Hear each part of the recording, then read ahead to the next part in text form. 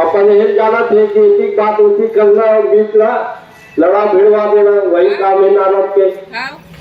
तो आप एक पीछे छोड़ा था, तो कंस राजा बोलते कि भाई मोला प्रथम पुत्र से कोई खतरा नहीं है, मोर तो 8वां पुत्र ही मोर मृत्यु हो ना, तो 8वां पुत्र में मार हो।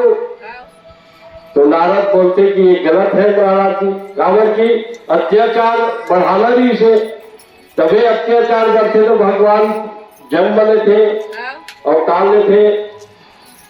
तो नारद जी एक कमल के फूल थे, कमल के फूल में बोली कि राजा साहब ने गिनती लगाओ आप। तो गिनती लगाते तो 1 2 3 4 5 6 7 8।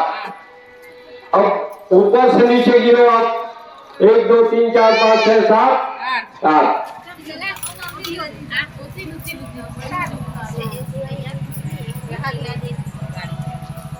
तो राजा ने सुना, तो मम्मी ने सिन्हा मोहन के पास छोड़ दिया।